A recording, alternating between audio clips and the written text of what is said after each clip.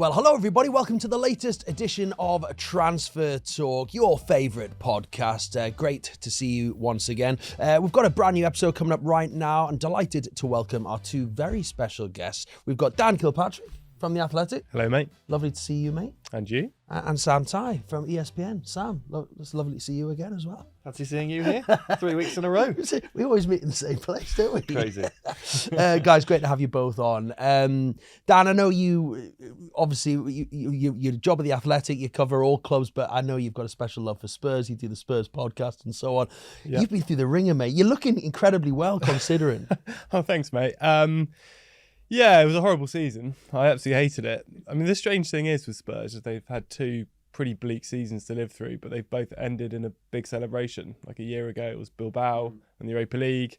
This year, it was fans having a party and celebrating because they'd scraped survival on the final day. So, yeah, not pleasant to sit through, though, and I just hope I never have to go through that again. Yeah. Quite funny, Dan. I remember when you changed roles because you used to cover Spurs, right? Yeah. And you moved into the editorial stuff. You told me that you were quite looking forward to just watching Spurs as a fan. Yeah, it's true. About 2 years ago. Yeah, I mean, about a year ago, I was. Yeah, I mean, I just didn't go. the start of the season, I was thinking, oh great, I give myself a bit of time off, and then I'll get down to Spurs, as often as I can. And then it kind of started going south under Thomas Frank. The football was terrible. The atmosphere and mood and vibe in the stadium was awful. And I just thought, I'll stay away for a bit. So I only went twice last season. Sometimes the best way. I actually went to Spurs see Newcastle last season. I think it was Thomas Frank's last game in charge. Oh, yeah. It was a weird night in many respects. Newcastle won. We barely won any games away from home last season, but we won there. And the atmosphere was so weird. I mean, it's a magnificent stadium. I've been a few times. But it felt like it was empty. It was so, other than the only fans you could hear were the Newcastle fans, which isn't uncommon for an away day with Newcastle fans because they do sing a lot, but it was just really, and I wasn't surprised at all when Thomas Frank went. But look, a lot of water under the bridge for us then. De Zerbi's come in. We're going to be talking about Spurs because I think there's a little bit of excitement floating around the club at the moment. So, World Cup's coming. Are you excited? You worked out which games you're going to watch and which ones you're going to miss, or are you just going to watch the whole lot and Mrs. Ty's going to have to just put up with it? Well, agreement with the wife is I can watch any game between 10 p.m. and 5 a.m. Free reign, because she'll be asleep. That's all of them, right? That's all of them. So if there's an early kick-off, you're not allowed. I think there's like a handful at 5 and then there's a bunch at 8, so it might be a bit of a clash. But look, the unfortunate reality here is I think first World Cup of certainly my adult lifetime, I think, where the time zones are just completely wrong for the games. And so I've just already accepted that I'm going to have to miss a fair few of them. And I'm just hoping that the highlights providers don't ruin the score lines in the titles of the videos, so that when I pop in the morning, when I wake up, I can maybe watch the highlights without any spoilers. That's my one hope. Yeah, the highlights, sometimes, I mean, I'm not going to name any specific broadcasters or programmes. Sometimes you go to a game and you watch the highlights like, how did they not use that bit? They didn't put that bit in. I wouldn't be so trusting in the highlights packages, to be honest. And also, I am concerned, Sam, that if you have got this sort of unwritten agreement with Mrs. Ty that you can watch anything between 10 a.m. and 5 a.m., I'm already sensing you got to be on hand to help in the morning, mate. You got. Oh no, I'm actually not going to. I'm not going to watch any of those games. Fine. I'm too old to be ruining my sleeping pattern for this kind of thing now. Good. Well, I agree. Well, Mrs. Ty, if you're watching, then look, I think you can see there the proof's in the pudding. He's going to be fully on hand for the whole of the tournament. So all good, Sam. I'm proud of you, mate. I'm proud of you. Look, there's so much to get through in this podcast. I want to start with Real Madrid. We started last week by talking about Real Madrid because there was a whole thing with the elections and the talk of Haaland coming in potentially and all that controversy that followed. But before winning the re-election, Florentino Perez had promised to make a bid of at least 150 million for this unnamed Galactico that he was talking about. And there was so much speculation, people saying it could be Michael Olise at Bayern Munich, and then Real Madrid announcing that actually the £150 million bid was for Atletico Madrid forward Julian Alvarez and had been rejected.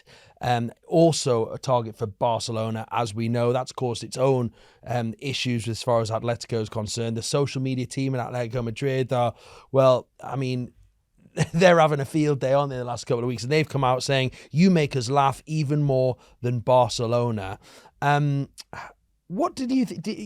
We were all speculating a little bit about who it might be. Did you think it was going to be Alvarez?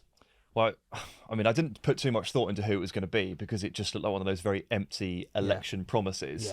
Yeah. Probably a lot like the Erling Haaland promise from the previous week in the presidential election. So didn't put too much thought into it. But I guess if you'd have asked me to draw up a short list of players for 150 million euros as a bid, I mean, there's only a very finite number of players that could possibly be worth that kind of money. He ruled out the Premier League as well, didn't he? So that narrowed it down even further. So you're basically looking at like Elise, Desiree Doué, Yamal, which is obviously like ridiculous. I saw somewhere. Kvara, and I guess in the end Alvarez too. I guess Alvarez probably would be on that list because he is, 25 or younger, a forward, and a brilliant player. I think if you're looking in this price range, you are basically looking for a very good young forward. So it rules it all the way down to players like Elise and Yamal and Alvarez. Look, I don't think he's worth 150 million euros. I don't think any club should be spending 150 million euros on any player at this point. They've got enough evidence to suggest that it's generally a move that doesn't pay off, particularly when it comes to forwards. So I'm sort of relieved that it's been rejected, but I do question how real any of it was anyway. We've seen, Dan, the social media stuff as well. I mean, Atletico went in 2-footed on Barcelona for putting a bid in. That is a similar sort of reaction to Real Madrid being in for them. But I mean, it's as a bystander, I've got no skin in the game. It's like just sitting back and watching it all unfold. It's quite funny, really, isn't it? It's like drama. Yeah, I mean, I find the Real Madrid presidential elections fascinating. Just these kind of wild promises from the candidates. I think you had the challenger to Perez, kind of Riquelme, this clean energy magnate, saying he was going to bring in Haaland and potentially Jurgen Klopp as manager, and you just don't really know what's true and what's complete hot air and fantasy. To be fair to Perez, he has followed through with this claim. He has allegedly made the bid, but Atletico's reaction suggests that it wasn't quite as serious a bid, perhaps, as he was making out. I mean, I think ultimately Atletico are in quite a good position, really. They've got, publicly at least, the two biggest clubs in Spain, the two biggest clubs in the world, perhaps, arguing over one of their players and expressing a kind of public interest in one of their players. So if they do decide that they're going to cash in on Alvarez, which if these figures are on the money, then they probably should, then they could potentially get Real and Barca kind of squabbling against each other in a bidding war, which would be great for them. Sam, the statement from Madrid read this: after reviewing and evaluating the offer, Club Atletico de Madrid has expressed its gratitude for the proposal made within the framework of the good relations between the both clubs and has rejected it, referring to the player's release clause. Bit of a dig at Barcelona there and the way they went about their approach. I feel like we're talking about a lot of firsts this summer. Last week we sat here, Pete, and we talked about a Madrid presidential candidate promising that he had an agreement with another club's player, and as a result of that club threatened legal action. I don't think I've ever seen that before. I also don't think I've ever seen a club self-report a failed bid with a comunicado oficial. Genuinely, this is why I have to. I sort of subtly question a lot of it. Like, is it just courtroom drama? Like, what? Who self-reports a failed bid of 150 million euros? Who is this serving? What do Real Madrid get out of this? What do Atletico Madrid get out of this? It's ridiculous. Well, I guess Perez gets to prove that he's followed through with his campaign promise. Yeah, right? he placed the bid. Yeah, so as much it just kind of shows the socios and supporters that he wasn't bluffing, I guess. But whether people buy that or not is a different question. And at 150 million euros, that's just shy of 130 million pounds. That would make Alvarez the third most expensive player of all time, but behind Neymar and Mbappe. I mean, is that where he belongs on the list of all-time biggest transfers? I mean, that is a difficult question because ultimately Neymar didn't live up to the price tag. Didn't really come close. That was a whole other level, though, wasn't it? 222 million, and Mbappe didn't really achieve what PSG wanted to achieve with him. So Alvarez would have to pull up something pretty special here. I said earlier, when you judge players in these positions by goals and assists, when they transfer for this much money, they don't tend to achieve what people want them to achieve because the expectations are so high. There's a better track record at spending about £100 million on central midfielders whose job is not specifically to score an assist, but is to have much more of an all-round effect on the game.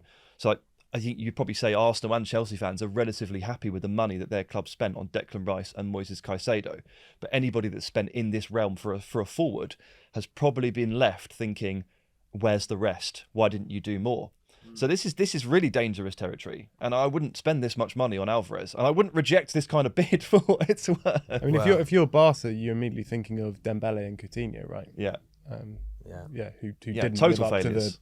to the price tag at all. You mentioned Declan Rice there. I mean, he's proved to be money well spent by Arsenal. Arsenal, ironically, are one of the clubs being linked with Alvarez. If he doesn't stay in Spain, anything in that, and I mean, I guess from a Spurs perspective, they'll be hoping that doesn't prove to be come to any fruition. Yeah. I mean, as a Spurs fan, obviously, I hope that doesn't happen. Come on, Real and Barca. I mean, look, I think every top club, who are competing for Champions League titles will be interested in Alvarez. He's a fabulous player. He's just had a brilliant season. I suspect he's going to be really influential for Argentina at this World Cup again. So I'm sure Arsenal are interested in him. I think, to Sam's point, I'd be amazed if Arsenal are spending that kind of money on a single player this summer. So I don't, as it stands, I don't see that happening. But I think if I were Atletico again, you'd be much keener to sell him to Arsenal than you would to one of your La Liga rivals. Perfect, and sell him abroad. Wouldn't totally rule it out, but obviously I would hate to see that. Where would he fit in at Real? I mean, they're the one that we know have gone in this week. I mean, they've got Mbappe, of course. I mean, you look at their attacking line there. Does this suggest they might get rid of someone? Or do you think he just slots in naturally anyway at the first 11? Because he's not going to be on the bench, is he? I mean, they're already arguably oversubscribed in attack, right? Yeah. Based on the amount of illustrious wingers they have, but also the presence of Jude Bellingham and Arda Güler rising too, plus a handful of others. So yeah, you'd expect some movement on the other end. I don't want to put too much thought into this because I feel like we're a very long way away from plotting out exactly how Julian Alvarez plays for Real Madrid. But on paper, he's basically the new Benzema, isn't he? He's the half striker, half facilitator, brings the both brilliant wingers into play, but also scores his own 20 goals. So if they were looking for that Benzema type presence, then I would say that Julian Alvarez is pretty bang on in terms of where the market lies. So I can see exactly how he slots in with Mbappe on the left or someone else on the right. But yeah, I mean, obviously it opens up those questions. But those questions have been present for the last 2 years. It's not dependent on Alvarez. Vinicius versus Mbappe, and where does Rodrigo fit, and Jude, and like this conversation's been happening for over a year now.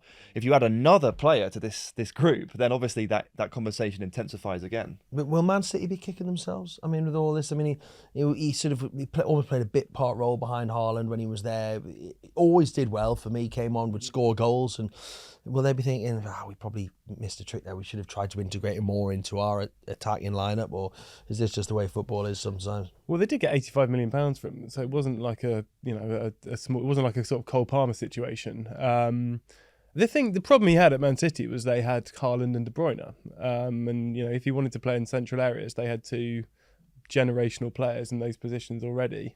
He also did play a fair bit from like central midfield, more or less, like in a 10. Yeah, a 10, or even really off the ball, it looked like a 4-3-3, and he looked like an 8, and that's probably again why maybe he's been identified as this high-priced player, because he can conceivably play 8, 10, wide and striker, which makes him extremely valuable from a positional standpoint. And he got game time at City. He just was never the guy because of the two players you just mentioned. I think an interesting counterfactual would be how would City have done over the last 2 seasons if they'd had Alvarez instead of Haaland? Because Haaland, obviously, he wouldn't have scored as many goals, Alvarez, as Haaland. But I think you could make a case that Haaland has been kind of a pro and a con for Guardiola, because he's just a sort of one-of-a-kind player who doesn't necessarily fit in with the system. Whereas, as Sam said, Alvarez is a player who, we saw at the last World Cup, literally did Messi's running for him. He's a fabulous player in his own right, but he's incredibly unselfish, bring people into the game. So I just wonder, would City have got 5 more points in the last couple of seasons if they'd had Alvarez through the middle and not Haaland? Yeah, interesting perspective that. I guess we'll never know. But no. It's a good point, actually, to be fair. Let's move on to Tottenham, shall we? Looking to make a rebuild after that, as we talked about right at the top, the escape from relegation on the last day of the season. Dan, does it feel like the club are in a better place this summer?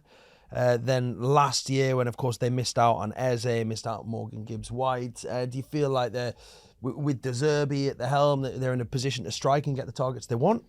Yeah, well, I mean, last summer was sort of historically embarrassing for Tottenham. So, I mean, I do hope they're in a better place.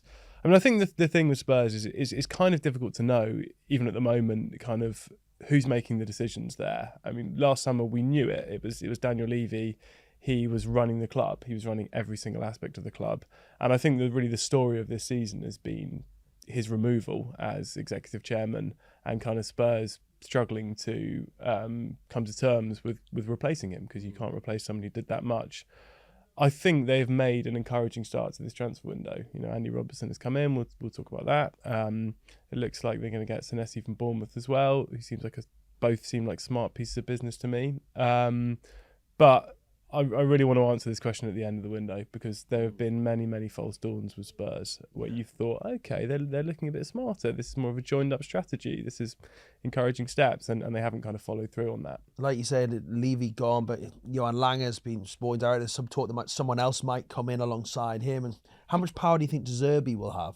Oh, I think De Zerbi's going to have loads of power. Yeah. Yeah. I think there's sort of two ways of running a modern club now, and one of them is the kind of Brighton, Bournemouth, sort of very smart way of running the club, whereby the manager is just Brentford as well. The manager is just a kind of cog, and there are technical directors and there's a strategy, and it's all very holistic and much kind of bigger than one man. And then there's perhaps the kind of more Newcastle and Villa way, where you just say, look, we are Unai Emery FC or we are Eddie Howe FC, and you're the most important person.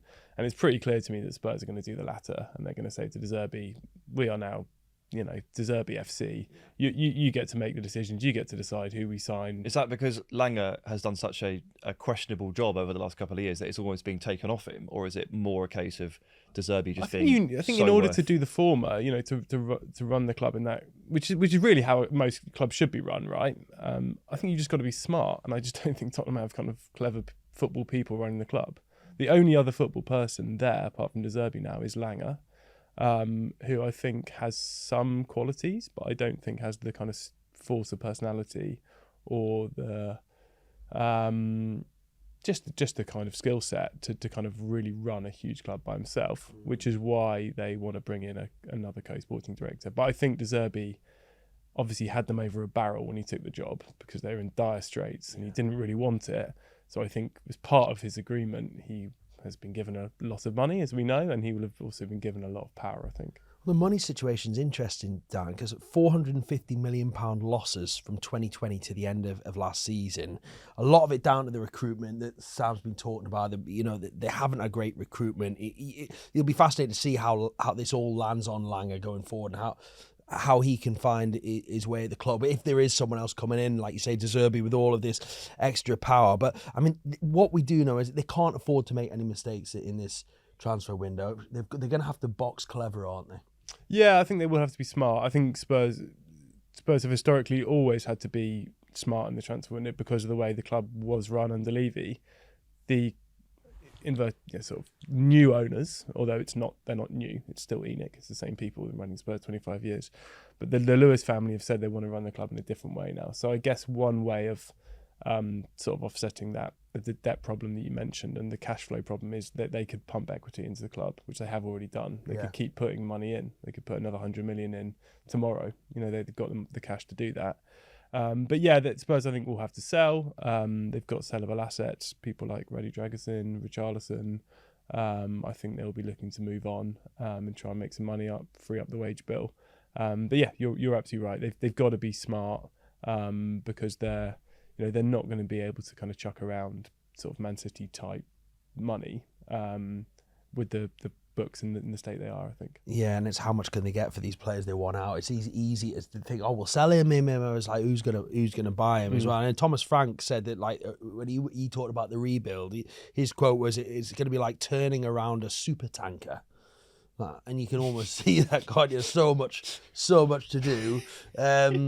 Mind you, I suppose it's going to be slightly, the super tanker would have been even bigger had they have got relegated. So the fact that they're in the Premier League with a new manager and this sort of air of almost positivity because they've survived relegation, Gonna make it a little bit easier. Yeah, I think that there were definitely reasons for optimism. Like there were some real green shoots under De Zerbi at the end of last season. I think there were a couple of games. I mean, the Villa game actually, notably, Sam, where Villa weren't really trying. To be fair, I think they had their eyes elsewhere. But the Spurs played some really nice stuff in that game, and they held obviously like a leading team at arm's length for 90 minutes, which I haven't seen them do for so long before that. So there are green shoots. There are reasons for optimism. If De Zerbi gets the players he wants this summer, which I think is still a big if, and if he can sort of continue to improve the ones already there, then I'll certainly feel like a lot better going into next season. Sam, Dan mentioned Aston Villa there, and with regards to not just the match but also the way it's run, Unai Emery FC.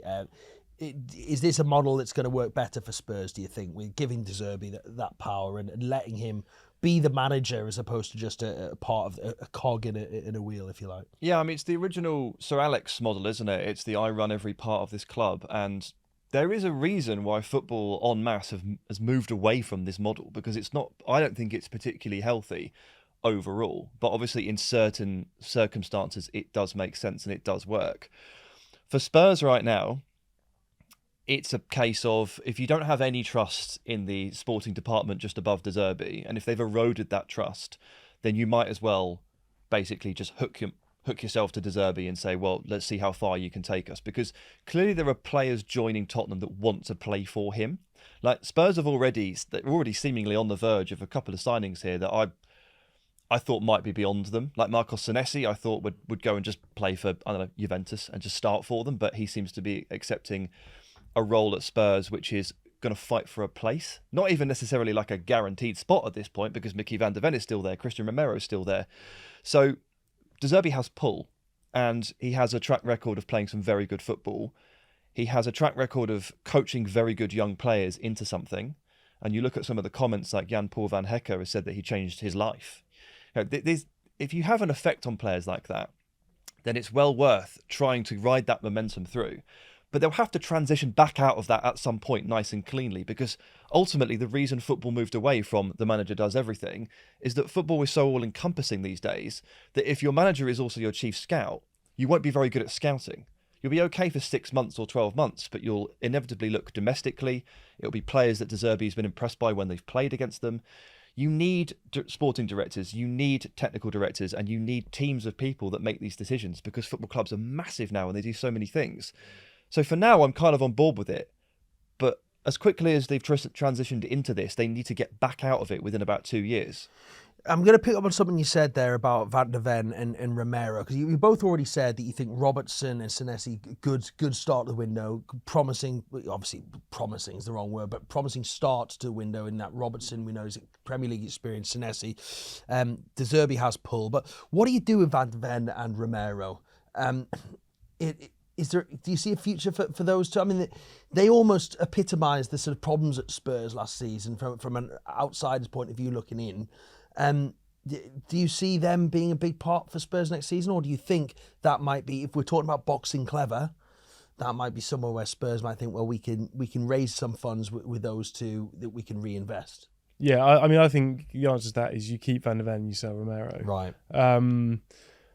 I think I'm wary of saying that Spurs should sell Romero, because Spurs don't have a very good squad and they're massively short of technical quality, and he's one of the better players, arguably the only world-class player in that squad at the moment. So it seems pretty reckless to say, Spurs should sell him. But I mean, to be honest, he's been an absolute disaster as captain. There's a strong case that given his availability and given his consistent level of performances, he's not worth the hassle. And he's a very sellable asset. I expect he'll have a pretty good World Cup with Argentina, because he often seems to be available and play well for Argentina, where he doesn't for Spurs.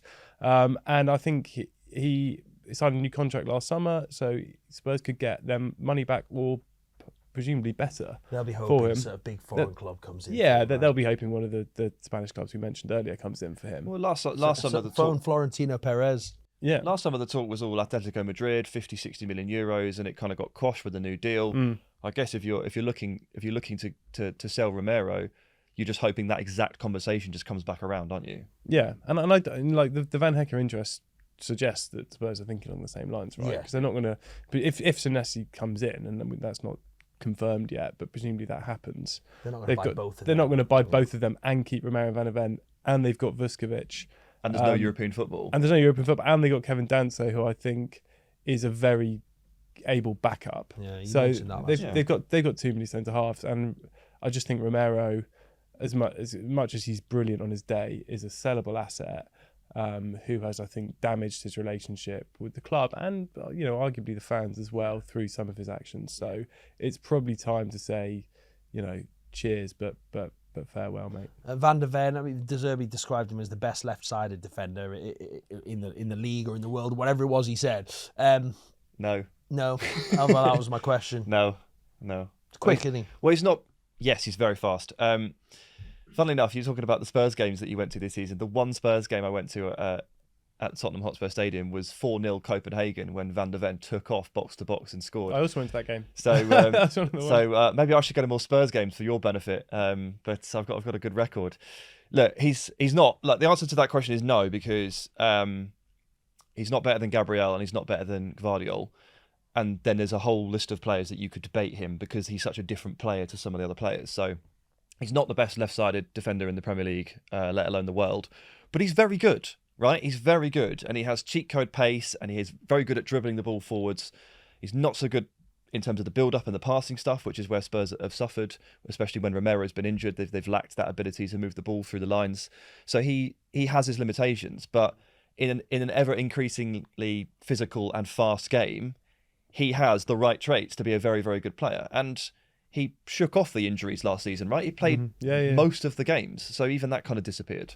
Yeah, he's the cheat code is a good way of putting it. He feels like the kind of Haaland of centre halves in that he's just quite unique. Like you can put him in a functional team, and Spurs weren't a functional team last year, so I think that it's almost a bit unfair to judge anyone. But you can put him in a functional team, and he would just be able to mop up behind a high line in a way that no other defender in the world, I think, can do it. Doesn't mean he's the best in the world, but it means that he can give you something that I think most other defenders can't, just because he's that quick.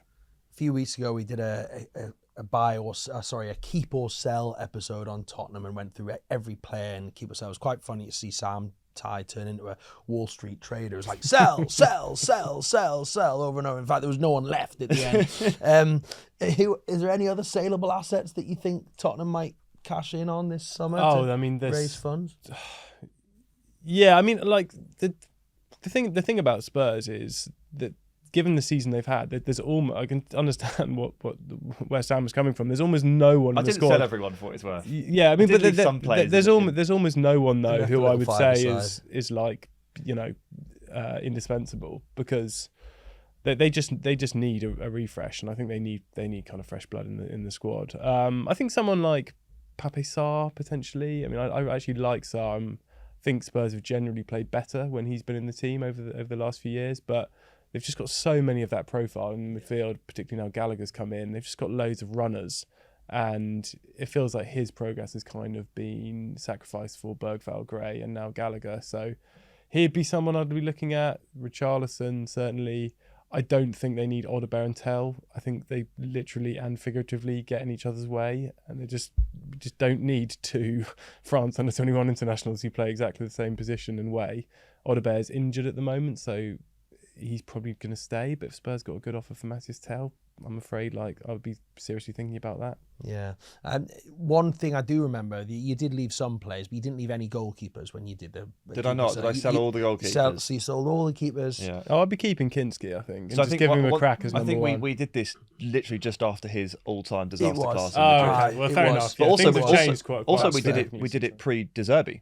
We did it while Igor Tudor was still in charge. Have you changed your opinions on some of you? Oh, I'm keeping them all. But all of this is to say that things in football change very, very quickly. And now De Zerbi's in charge, not just in charge of the team, seemingly in charge of the club to a point. Things feel very, very different now. You've already got one player in, the whispers of two more, and the play style's different. Everything's different. Archie Gray was like the MVP of the Igor Tudor reign, and then played significantly less once De Zerbi had come in. So players rise and fall according to the manager so quickly. I remember picking Van de Ven to go and Romero to stay, because I thought that a shake-up of some kind would be needed in central defence. Now, I would reverse that call now. I completely agree that it would be Romero to go. But even at the time, it felt really clear that like a shake-up of some description was needed. And while all the players seem really good on paper, something's not working. So some of the senior guys that you're just going to have to start ripping things out. And still the case. This centre back recruitment suggests to me that something is coming. Well, let's talk about the centre back first. Then Van Hecke. Let's talk about some of the players that have been linked with. I know we've talked about it briefly already, but do we expect this one to happen, or is it? I mean, clearly the talks are ongoing, so there's clearly a high chance that when these things tend to come out at this stage, do you think there's a high chance it's going to? Yeah, I mean, just as we all know, with transfers, you never want to talk in certain times, particularly with Tottenham, given the last summer you've already referenced. But he's got I think a year left on his contract at Brighton. Like, it's obviously in their interest to sell him. It's clear that De Zerbi really likes him, and he really likes De Zerbi. I think it seems like from the noises that he wants to move. So and 2 bids rejected already. Yeah, so probably I would ongoing. Yeah, probably I would expect them to find a way to get this one done. It's kind of interesting, like, given that Spurs were they were bad all over the pitch last season, but they were so bad in attack, and they couldn't score a goal for love nor money at times. But it's interesting that De Zerbi is kind of seemingly prioritising the defence. Yeah. Although I don't think that's... He's prioritising progressive passing through the lines, though, isn't he? Like, he's resetting the team from the back and fixing the ball progression problems that we've been talking about for ages. I mean, you and I sat together a year ago and looked at the midfield and went, where are the passers? Yeah. I mean, you took the words out of my mouth. And it's so he's fixing it from further back. Yeah, I mean, these signings are defenders, but they're not necessarily defensive signings, if that makes sense. Like, because Senesi and Van Hecke will be able to pass the ball up the pitch. Exactly. Dean Henderson's been mentioned. We talked briefly about goalkeepers. You say keep Kinski, but would Dean Henderson be someone you could see making the short trip across from Palace to Spurs? I mean, Spurs aren't in Europe this year, so they don't have the kind of homegrown players issue with UEFA, but presumably they want to get back in Europe. And it's useful to have a number 2 goalkeeper who's English, basically. Yeah. You'd say Henderson's a 2? That's probably harsh on England international Dean Henderson. Yeah, it's useful to have a goalkeeper, I think, who's English. You need 2 ones now, don't you? You need 2 ones that are going to compete. If you're in Europe, top level. Yeah, if you've got the games to share around. I don't know. Wasn't that Mikel Arteta's big claim that never came to pass? What's the yeah, I mean, like, my view is that Kinski. I have some concerns about Kinski, but I think he should be given the chance to be the number 1, and let's see how he does, because he can use his feet. Notwithstanding the Atletico game where he didn't use his feet very well, but he can use his feet, and he's done well for Spurs under De Zerbi.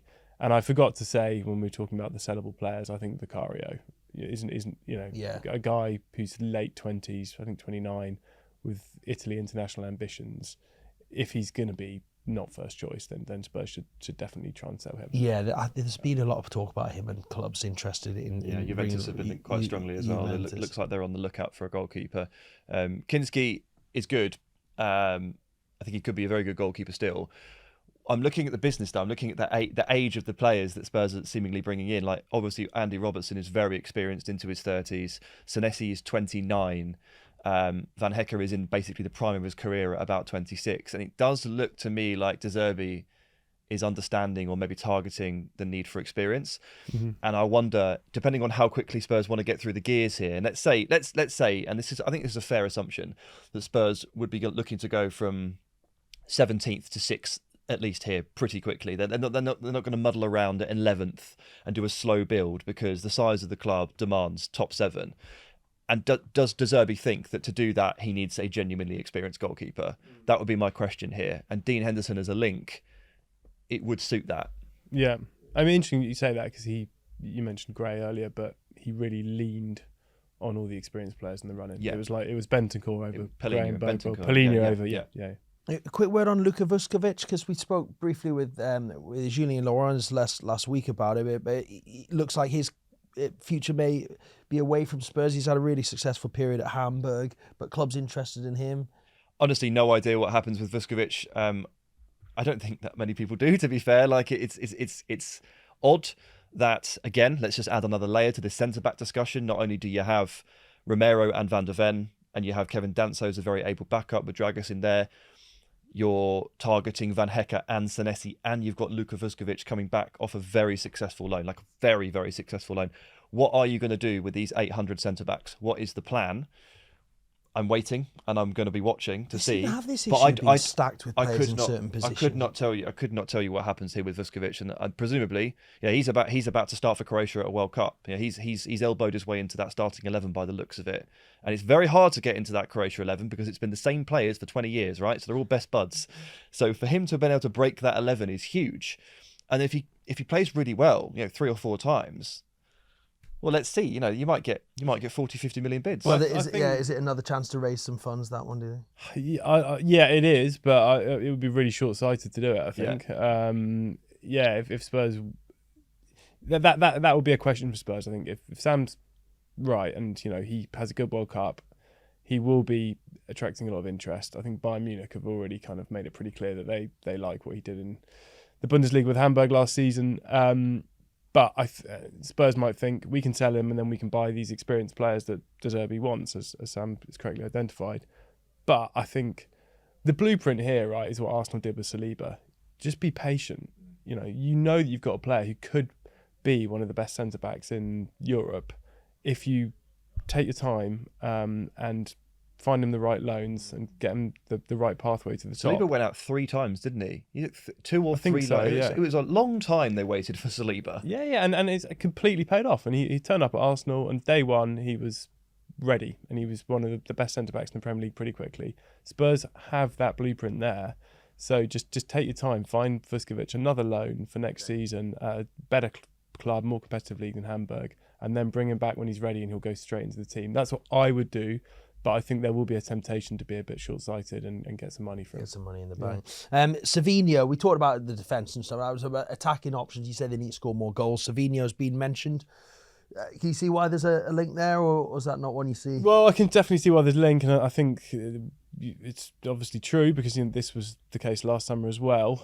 Spurs desperately need a left winger. I think when everyone's fit, Kudus can play on the right. They've got a few options through the middle, but they don't really have anyone who kind of top class on the left hand side. It was kind of Tell toward the end of the season, who's still very raw. I mean, I'm not entirely sold on Savinho for 60 million. I've got, or whatever it's going to be, for 60 million and above, I guess we can say. But I can, I can see why that's a priority area for Spurs to pursue, and I wouldn't be at all surprised if this one comes to pass, because it was obviously a deal Spurs wanted to do last summer before he signed the new contract at City. He's played much more, I think, on the right for City than on the left. He drew some Mahrez comparisons, although not necessarily with the end product to match. But for Girona, he played a lot on the left-hand side. So he's pretty good either side. You mentioned that Spurs want more goals and then said that the link with Savinho, and he didn't score many goals, right? The end product really wasn't there for him, despite being a good player. He scored 1 Premier League goal last year, right? Yeah, but he could come in and create. I mean, last summer we talked about Morgan Gibbs-White and Eberechi Eze were the two that they were going for. Eze ended up at Arsenal. Now some talk that Morgan Gibbs-White might go to Arsenal if they miss out on Morgan Rogers. It would feel like that. Would that be like? How many number 10s do Arsenal need? They just like players called Morgan as well. Again, I'd hate that. But so Gibbs-White, obviously fantastic, had a really good season. So can you envision? Bear in mind, we know how Nottingham Forest operate, and we know Evangelos Marinakis. Yeah. If you think Elliot Anderson is going to move clubs this summer, do you see Marinakis sanctioning both of those guys to leave? Because I personally don't see it. I think he'd at most lose one and be really loath to lose the other. So if Anderson is gone in many people's minds, I have my reservations over whether Gibbs-White would be going anywhere, even if an £80 million bid landed. Right, okay. Yeah, it's fair. It's a fair point. We'll have to wait and see. It looks like Forest are going to be getting bids right, left and centre, though, for some of their biggest assets. Look, we've spoken about Spurs for a long time, so let's move on to Manchester United now. We know their priority this summer is central midfield. Elliot Anderson has been linked. West Ham's Mateus Fernandes, a realistic deal that they're exploring as well. We know the Portuguese midfielder went for an initial fee of £38 million to West Ham last summer, but they're expected to want a lot more if he's going to move to Old Trafford or anyone else, particularly after the relegation to the Championship. But it seems like they're in no rush to sell unless they get the money that he's worth, but it's obviously going to be difficult. £80 million has been mentioned, Sam, for Fernandes. What do you reckon? Too high? I know you love your too high, too low. Well, about right. Remember last week I said I was going to retire my catchphrase of 10 million too much? Yes. Where I only retired for 1 week. It's coming back. This is at least £10 million too much. But like, it's just, we're just getting so normalised to the idea of £80 million being thrown around as like a standard fee. 70, 80 million. Last summer everyone was 50 to 65. Are we really staring down the barrel here off the back of Gordon and potentially a few others of normalising a 75 to 80 million pound fee? It's just so much money. And then you see the other clubs across Europe scratching around for a 20 million euro deal or something. It's absolutely remarkable. But look, Mateus Fernandes he's got 3 strong seasons under his belt at Chavs on loan from Sporting, and then he went to Southampton, and now he's gone to West Ham. And he's still only 21 years of age. He's a really good footballer, like a proper all-round midfielder. So I kind of get it. Like, there's a lot of longevity to this deal. He's still extremely young, and yes, experience for 21, but grand scheme, there's still a lot left to give. So if you are going to put big money down and you are looking to invest in someone, then I guess this is kind of the right zone. But yeah, it's always weird, isn't it, when you see a player who just got relegated get linked to an £80 million move. Not that was Mateus' fault at all. Yeah, I mean, Manchester United fans will be excited by the potential acquisition, but you've heard the CEO Omar Berrada speaking about trying to be really disciplined in this window. So if 80 million is 10 million or more too much for Fernandes, can you see Manchester United going that high? I can see them going that high, yeah. I think they haven't been shy about spending big money on players. I mean, I think like it's a more, to follow on from Sam's point, there's a more kind of general point. Like, a lot of the decisions these clubs are facing, United, any Premier League club really, is whether you pay the Premier League premium. I mean, I know Fernandes is about to be a Championship player, but you are paying an enormous premium because he has done it in the Premier League for a period of time, and he can do it. But I'm sure there are, if you are a smart club, I'm sure you could find a equivalent to Fernandes in France or Germany or anywhere else who costs a third of the fee or half the fee. It's the same thing I'm thinking about Spurs of Van Hecke. You are paying a huge premium, presumably, because he's done it in the Premier League. It is a difficult step these days, though, isn't it? From other leagues into the Premier. I mean, it's always been a step, but these days, it really does feel like a big step. So that's why so many of these clubs have decided to pay that premium. Yeah. Like last season, there were 9 deals of £50 million or more between Premier League clubs. Right. Semenyo became the 9th one in January, and if I made that a very arbitrary 50 million, but drop that down a little bit. You bring in Madueke, you bring in a bunch of other players as well. So it's happening all over the shop, right? These clubs have all basically in unison gone, it's worth paying the premium. So I'm following the breadcrumbs there, and I get it. Mateus Fernandes, though, 2 years ago, Southampton bought him for like £15 million. So there are probably players like that out there. Dan, you're right, but it's about whether or not you want to take that risk. Sam, I mean, what a few weeks it's been for Ederson. He's agreed this move to Manchester United, subject to a medical, but he's now been called up to the Brazil's World Cup squad to replace Wesley, who got injured. Now, we know he still does have to pass that medical, but it's all been agreed. And I guess Manchester United fans are going to be watching the Brazil games from behind their sofa, hoping that he doesn't suffer some kind of injury. Like they've seen that before with Ruud van Nistelrooy, of course. Yeah, let's see. I mean, it'd be interesting to see him. Presumably he's not going to pay too much because he's a very late call-up, so he's not exactly in the plan. Yeah. I mean, Casemiro and Fabinho are ahead of him in the pecking order here, who are both in their mid-30s now. One's going to MLS and one plays in Saudi Arabia. So that's not a comment on Ederson, but like, he's not in the plan here, so probably don't expect too much from him during the World Cup. But yeah, you'd just be hoping he doesn't get injured, because the fans generally have become very excited to welcome him because it's been forecast for 2 weeks now. Elliot Anderson, we were talking about him just before, but Manchester United, one of the clubs mentioned with regards to Anderson. But Is there any chance they could beat City to his signing, do you think? It seems like a tall order. Yeah, I think he's... my gut is that he's going to City. It feels like that one's been kind of in the works for a while. I think, I'm sure United would love to have Elliot Anderson. I think any club in the Premier League would. And it would be an enormous statement if they could somehow scupper that deal. Because I think they've beaten City to players in the past. I think Casemiro was linked to City, wasn't he, before he joined United? Fred was as well. But it's it's different signing a player who's potentially one of the best all-round midfielders in English football, and is going to clearly be a mainstay in the England team, sort of barring injury for years to come. That would be a bit of a statement, but it feels like City have been working on that deal, and they're generally pretty good, Man City, at kind of closing out deals that they've had their eye on for a while. Well, Adam Wharton's the other name that's been mentioned with regards to if Manchester United miss out on Anderson, they could go for Adam Wharton at Crystal Palace. I mean, Liverpool also in the conversation there with Adam Wharton. Clearly, Thomas Tuchel thinks that Elliot Anderson's a better player than Adam Wharton, because that's who he selected in his England sides. But I mean, he's a great player, Wharton, isn't he? So I always think I know people who watch football regularly know he's good, but I always feel he's a little bit underrated and undervalued in some way. Yeah, I'm surprised by the England thing. Well, in fact, I'm not surprised. I get it. I don't think it's necessarily about who Thomas Tuchel thinks is a good player or not. It's about who he thinks is going to be right for his team and the squad and the conditions. And he's kind of said as much.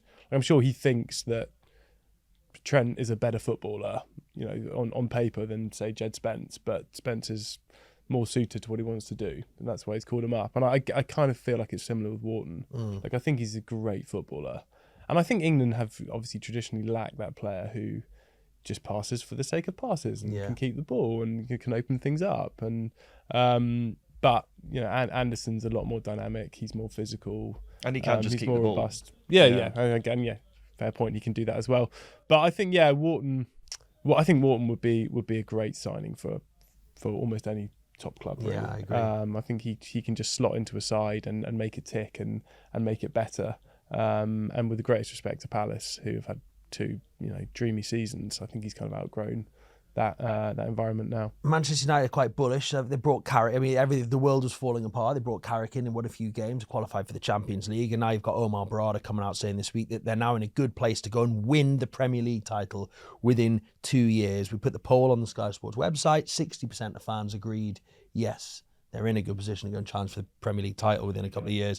So if 60% of the readers say that, then they must be right. They must be right. They must be right. Do you agree? Not really. No.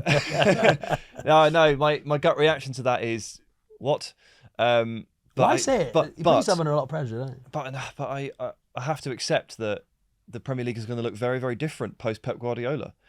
Things are going to be much more open. And I've already said it, but a lot can change in 2 years. A lot can change in 3 months. Just look at Spurs. So what can happen in 2 years? Sell. If you get your recruitment right, if you get the manager right, if the performances come in, then you never know. And yeah, obviously we're still measuring them up against that sort of Arsenal yardstick, and they feel quite far away from Arsenal. But in 2 years, that's 4 windows. We'll see. I have to keep reminding myself that football in the Premier League is not going to be as it has been for the last 10 years. Yeah. Because Guardiola is gone. Everything is much more wide open. That means the league, it means the cups, it means everything. And Manchester United as well, just one more on them, very, very recently just announcing that Jadon Sancho has now left the club. I mean, he was signed for like 70-odd million a few years ago. It's not worked out, let's face it. He's had some fairly promising loan spells in certain places. Dortmund springs to mind, but overall, how do you rate that one, Sam? You've seen him firsthand at Villa. Obviously a disaster of a move. £73 million badly spent in the end. Lots going on there with Sancho and Ten Hag and various managers. And Sancho feels like he's lived through about 6 different iterations of Man United in the space of 5 years. But he was never going to renew his contract with Man United, that's clear. I would be stunned if he doesn't just return to Dortmund this summer. Obviously on loan at Villa last season. I think that he's a very good technical player, but the physicality of the Premier League and the sheer speed of it now has basically caught him up, because he was never particularly fast. He was just like quick in tight spaces and really neat. He didn't quite look there, unfortunately, for Villa last season. He had a couple of good performances, maybe a good month, but that was it. So if I was Jadon, I'd go back to Germany and rip it up, because that has always been his happy place through 3 different spells. Okay. let's just wrap up any other business before we bring this to a close. I'll start with a Newcastle transfer that's on the brink of happening, Sam. Ream goalkeeper Juan, which is going to sound fantastic when the Geordies say it, £18.5 million. Tell me he's brilliant. He's brilliant, Pete. He's the best 20-year-old goalkeeper I've ever seen play in Ligue 2. How's that for you?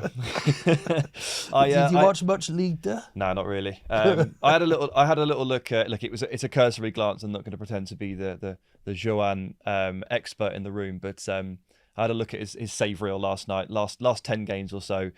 He does get down well for a big man, doesn't he? Some good reflex stops. He's massive. He's like 2 meters tall, but he's really mobile and reflexive. So that looks good. And I saw him play passes with both feet, which is not something Newcastle United are used to at all. Nick Pope's issue is every time the ball gets passed back to Nick Pope in St James's Park, there's a collective inhale of breath. And I feel for Pope. I think there's a big, as Juan's the start, I think there's a big churn of goalkeepers going to happen at Newcastle United this summer. Aaron Ramsdale's gone back to Southampton. They've let John Roddy go, others, but Juan's coming. I wouldn't be surprised if they went for another one. And there's been links with Pope maybe moving away. Because he looks like a good prospect, but he's never played a top level game. Yeah. He's been in League 1 or below the entire time. I wonder whether Trafford that conversation might come up again. Trafford's going to be on everyone's list, isn't he? I mean, like if Aston Villa lose Emi Martinez, I think we all know where the first phone call's going. Yeah. And Eddie Howe's been after Trafford for years. It was very close, I believe, last summer, like almost done and dusted. And then Trafford ended up last minute because City had this buyback situation. They went for him and then they bought Donnarumma. So I just wonder whether that might, and Pope's been linked with Ipswich and others. So I just wonder whether there'll be another one coming in at Newcastle then. I think it's going to be, I'm actually excited as a Newcastle fan for their window because they're linked with a lot of young players, up and coming players, and I think that's the way Newcastle need to go. Just on Wolves as well, but quite an interesting week for them. Kieran Trippier, I love Trips. He's signed for the club already. Talk of Raul Jimenez coming back as well. Again, knows the club, knows the fans, did a great job there. At a ripe old age, but players like Jimenez and Trippier in the Championship, no brainer. Yeah, I think it's really smart business for them, and I think Rob Edwards said when they signed Trippier that it's as much about the kind of intangibles as the kind of on pitch stuff. He's quote unquote standards and leadership and experience, and he's been there, done it, been a great pro for some leading clubs. He won the title with Atletico Madrid, didn't he, and has played in World Cup semi-finals and European Championship finals. So I think a great signing for Wolves on a free transfer, and then Jimenez coming back makes sense. I mean, he played, I'd say, the vast majority of games for Fulham last year. He was a pretty mainstay up front. Got 8 or 9 goals in the Premier League, so getting him in the Championship feels like a bit of a coup to me. So I think Wolves making some ambitious moves to kind of get back at the first time of asking. Yeah, I think, like you say, not just on the pitch but off the pitch, those two. I mean, Trippier's a great leader as well. He's so canny when it comes to football. He knows how to get the best. He'll help the young players, and I think he's a great acquisition. Guys, thank you very much. We're out of time. Dan, enjoy the World Cup. Lovely to see you. Thank you. Pleasure. Enjoy next season more than you enjoyed the previous one. I'm sure you will. Well, if I don't, then something's going some very seriously wrong. If you don't, then you've actually gone down. Yeah, absolutely. We'll be talking about Spurs in the Championship this time next year. That won't happen. Sam, great to see you. I'll see you probably see you next week. But enjoy the start of the World Cup and everything else, mate. It's always a pleasure to see you. Big thanks to everyone behind the scenes here at Transfer Talk who puts this together, to Chesney and John and the rest of the team. But most of all, big thanks to you. Thanks for watching. Thanks for listening. And wherever you have been tuning into your favourite podcast, the Transfer Talk podcast, whether you've been in your car, on the train, in the wind or in the rain, in your house or in your shed, on your couch or in your bed, on the hills or in the valleys, in the streets or in the alleys, out for a run, or maybe on a walk. Thanks for listening to Transfer Talk.